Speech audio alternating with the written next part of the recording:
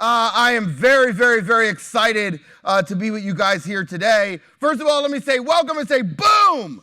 We're putting a stake in the ground today and saying that messaging will be the next frontier of innovation for growth of organizations, for digital channels, for most importantly, engagement with consumers in a space where the most amount of human attention exists today. So since this is the Messaging Summit, it would be wrong if I didn't ask all of you guys to text me.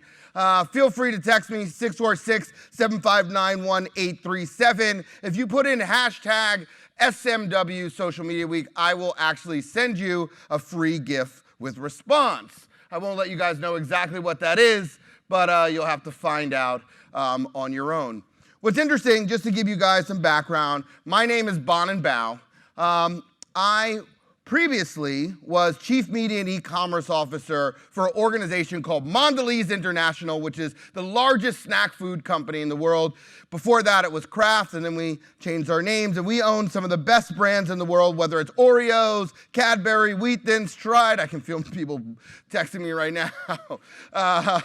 You name it. And my job was to buy all of our media around the globe, 7th largest buyer in the world, as well as I built our e-com business from 65 to about $265 million in the 18 months that I ran it before I left. But during my journey, I also took that organization on a change to where technology was transforming. And so I moved us from 3% spending in digital to 32% spending in digital, adding an additional $2 billion of incremental net revenue to the top line and $300 million to the bottom line. But really ushering in playbooks to help us understand how to use new technologies at scale. Before that, I ran digital globally for PepsiCo. Again, this was much earlier days of digital. Some of those folks are in here today, but really taking an organization and moving them into this uncharted territory where consumers had moved, but organizations hadn't moved to quite yet.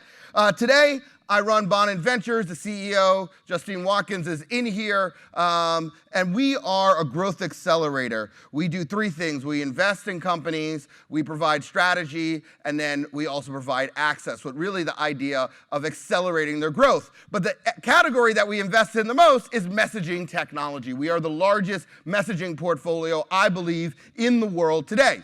What's interesting is that journey actually for me began when I was living in China. We were relaunching Oreo, and I was watching this tiny company called WeChat.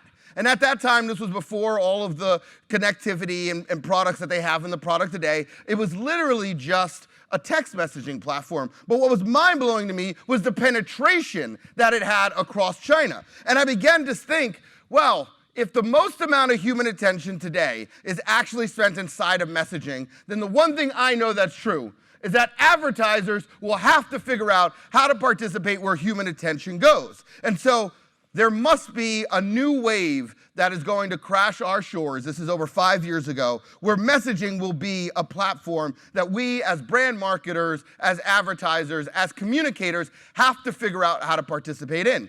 And when you look today at where WeChat has grown, the small platform that I saw as just a messaging platform has now become almost 1 billion users. Almost the entire country of China uses the platform. 83% of people purchase through the platform, and 200 million people use WeChat payments. And what I don't think we realize is that if you think about China, China was the single largest migration out of poverty in human history. But more interesting than that is, it was one of those countries that leapfrogged. But what gets happened in those countries is that many of the cornerstones to the economies, like banking, get left behind. So you have an entire population of unbanked. WeChat comes in and provides, all of a sudden, an entirely new banking system. And we're not just seeing that, which changes economies. We're not just seeing that in China, but if you go to Africa, you can see the exact same thing with M-Pesa. And if you go to Latin America, you're seeing the transformation through messaging again, transforming the unbanked into banked using messaging mobile payments. And so when we really begin to think about messaging, the opportunity across the world is more vast than I think any other platform that we've seen today. I did happen to write a book while I was in China. It's called Text Me, and it's meant to be the Freakonomics of the mobile generation. And it looks at the untalked about and undiscussed impact that mobile's had on every single aspect of life, from dating to religion to parenting to memory and more. And it's 120 interviews with everybody from Pharrell to Dick Costello to Peter Guber, owner of the Dodgers and the Warriors, and a bunch of people in between. Originally, the book was supposed to be called Digilance. And I wanted to find a publisher who would transform publishing with me. And I found one. They said, yes, Bonin, we want to transform publishing. I said, amazing, let's do it. When we were done writing the book, I was sitting in a coffee shop with the researcher, and what I realized, Luke Robert Mason, who's here, what we realized was we hadn't actually changed publishing. All we did was write a 120-page book. But what we wanted to do, because originally the book was supposed to be called Digilance, this big book. So what we wanted to do, though, we wanted to connect with every single person who saw the book, who bought the book, who read the book. And we had this brilliant idea. And we decided we were going to put my phone number on the cover, and we were going to text with people because the impact of this device and channel was so great that we hadn't talked to enough people. So I ran back to the publisher and I said, guess what? I'm going to put my phone number on the cover of a book. And they said, get out. We didn't want to change publishing, you moron. We just wanted you to use your LinkedIn influence to sell books. We lied to you. So I bought the rights to the book back. And we've actually published the book. We published the book with a different publisher. And to date, we've texted with over 50,000 people over the last number of years. And what's interesting is there's been a lot of learnings. So when we released the book, we had to use technology. We wanted to test the technology. It's hard to text with 50,000 people in just iMessage, so we used a piece of technology. But we asked people a very simple first question. We said, what's the very last thing you look at before you go to bed? Your partner or your cell phone? 80% of people, of course, said their cell phone. One guy was so mad at me, he said, Bonin, now I have to make it a point to look at my partner before I go to bed instead of my cell phone. I was like, you're welcome for the dating advice? Text back, yes, I'll auto bill. I don't know what to tell you. But we talked, a younger generation talked a lot about dating and how it's changed just flirting and how the emergence of emojis have created entirely new contextual situations in that text app. I'm sure that many of you know that. Others said, the girls said, women said that we are excited about dating platforms because there's a double opt-in so we don't feel preyed upon. Men said, we're also excited because we're no longer afraid of rejection. We know that person wants to meet us. And I said, you know what I hate? What I hate is that I grew up being rejected and it builds character. Screw this generation that doesn't get rejected. It also has changed parenting. What is the average age that somebody would give a kid a cell phone? Somebody just yell out a number. 8, 10, some more? 17. Wow. Don't be born through that. Somebody else. 10. There was a couple of 10s in here. Those are the closest. It was actually, raise your hand, 10s.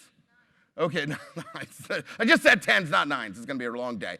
So Social Media Week's going to give you a gift. I don't know what it is. Good luck collecting it. Anyway, 12 happened to be the average age. But what was more interesting was that what we discovered was there's this continual flow of communication which changes a lot of things. First, there's a collapsing of hierarchy. So there used to be a time when you're driving to work and you're upset and little Johnny's pulling on you and you're like, please leave me alone. Little Johnny's like, but I need to know why the sky's blue.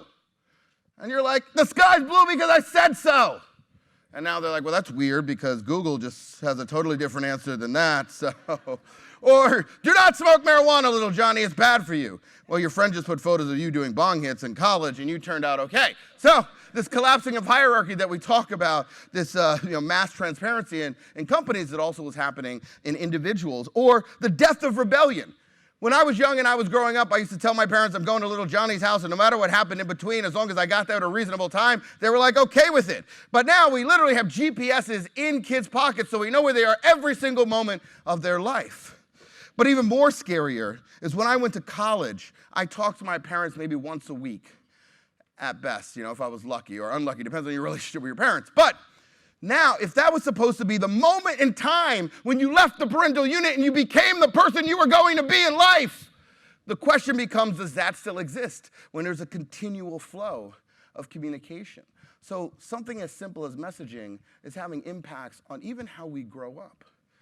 The other thing that we found was interesting was that it turns out 80% of newborn babies have their photos texted to their family, within the first hour of their birth. So the very first thing they see is dad there, standing with the iPhone or the Android, depends on the economic level. And he's going, okay, can you smile? And the baby's like, I can't smile, I'm being bored, can we do this later? So, one of the things you'll see today, the theme of when consumers change, organizations are slow to move. So I thought to myself, okay, 20%, there's got to be an opportunity here. 20% don't have their photos texted to their family within the first hour. This is a very big issue. So ladies and gentlemen, I give you the Nelfie, the newborn selfie, ladies and gentlemen. No child left behind. We can make birth great again. We have the tools and the power. We can do it. We've also turned pee time into me time. We ask people, what's the thing that you hate most about you and your phone? They say, you know what we hate? We hate that I take it to the bathroom and I text. I said, you know what I hate? You know what I hate? I hate that you're telling me you take it to the bathroom and you text, I'm a perfect stranger, and I'm texting you back from the stall. But it also means consumer behavior shifting. So I thought there must be an opportunity here. Ladies and gentlemen, I give you charging stations and stalls. Who's with me? Whoa, this is a big idea. This is like Uber. Turns out somebody's already trying it, so there's already a toilet paper roll. So this is available in stores, but apparently you have to have, an older version of a phone in order for this to work. So we're working on a new version. Don't worry, if you guys will all get equity before you leave here. Okay, only if you text me, of course. But what became more apparent to me in texting with so many people is that the reality is while this platform provides huge opportunity, it's actually more personal than we actually really realize. And so it's interesting, when people text me, they don't know what to say, right? I gave you guys a cue. I said send a hashtag, but most people don't know what to say. So they say everything from like, hey. So I write hey back. I text with 50,000 people. I got time for hey. Like, come on, something better, please. Or they write hi. So here's a person who wrote hi. So I write hi back. They go, took you long enough. First of all, coming in real hot with that. Okay. Real hot. For a number found on the title of a textbook, I thought I'd get a response much sooner. LOL. Gotta put LOL so you know I'm being jovial. Literally, I wrote an entire book on texting. I think I understand LOL, but thank you for the definition. I mean, it's not a textbook, it's a marketing book. You should get an autoresponder for this number. I said, yeah, I didn't want to do an autoresponder because it didn't feel genuine, but did you read the book? No, I was browsing the section where the book was and curiosity kicked in. Great. No, I didn't, thank you. Didn't buy it, didn't read it, good luck. Well, I'm glad you were curious enough to text, but I must say, it's a good book if you ever have a chance to read it. LOL. Boom, right back at you. Two can play this LOL game. I'll give it a read over next time I'm in Barnes. I don't even know what it's about. I just thought it'd be interesting to see what happens if I text a number. So I write, well, it's about mobile culture. Freakonomics of a mobile generation looks at the undiscussed and not talked about impact that mobile's had on every aspect of life, from dating to religion to memory and more. Ha ha ha. Speak of dating definitely ruined my last relationship. I was a texter, he was a caller. We were doomed from the start. LOL. Now I'm like, maybe you need to understand what the definition of LOL is. I think I got it pretty good. Do tell me more, I write. Actually, the book is interviews of 120 people. I decided to put my phone number on it so I could talk to more people about how it's changing their lives. Did you guys meet on a dating app? No. We were college sweethearts. So how did the phone bring on what you believe is the inevitable? Well, I find that because I text so much, I have a hard time articulating myself on my feet. You can't Google the definition of a word mid-conversation to make sure you're using it correctly. You can't take too long to respond or people will perceive you as not so bright. You can't edit your words mid-conversation. My ex is a life coach, motivational speaker, soon-to-be author, Marine, and has the charisma of a politician. Communicating with him is a struggle for me. I even had panic attacks when I needed to communicate anything serious to him. So now I'm like, how do we get right back to LOL? Like, how do we... This is a little bit scary for me. She goes on, I'm just your average receptionist with dreams of being an entrepreneur, but no ideas of how to materialize them or where to start. I write, wait, sounds like you're very perceptive and self-aware, so I'm sure you're a rock star. Maybe it was not you who had a hard time communicating. Maybe he was just so used to speaking that he didn't know how to listen. Come on, guys, that's right. I just put a number on the cover of a book, dude. I'm not a professional. I'm doing what I can. So I write back, what's the idea? Didn't write back, clearly not an entrepreneur. But what it begins is this journey in terms of where the consumer is in this platform. The reality is that because it's such a personal platform, we see response rates like we've never seen before. 95% of people own a mobile device, 98% open rate, 90% messages are read within 3 minutes. So huge opportunity when we think about brands and marketers. And what I began to realize is that everything that exists for ad tech today will exist for messaging tech tomorrow. But still, as an industry, we are massively slow to adopt, as we always are. I love this slide. It says, honk if you love Jesus, text while driving if you want to meet him. Even our religious institutions understand the importance of text messaging, but still, we are slow to move. And the reality is the only way that we begin to learn how to leverage these platforms is through events like this. The reality is business schools will not teach us. 0% of the course descriptions of business schools are even talking about messaging and the importance. Less than 1% of companies are using it, and less than 2% of conferences and events are even talking about it. Yet the most amount of human attention exists there today. So the future begins at the Messaging Summit today. And we will have over 25 presenters talking about their experiences with everything from conversational commerce to fan engagement to how do you build audiences to how do you communicate and protect, most importantly, the privacy of consumers within this space. We firmly believe that there's a $1 trillion opportunity if you just look at the size of media, if you look at the size of e-commerce, if you look at the size of services, and you look at the size of payments alone, it's over $10 trillion. We believe that messaging will easily have at least 10% of that marketplace, so clearly creating a $1 trillion opportunity. We also believe, as I mentioned before, that the most important thing in this space will be privacy. How do we protect the consumer privacy? How do we ensure that the experiences are those that are asked for? How do we make sure that they're easy to opt out and opt in? And most importantly, how do we provide value? And we're going to discuss how those are created in this space. We also believe that, well, people ask the same question is, are you there?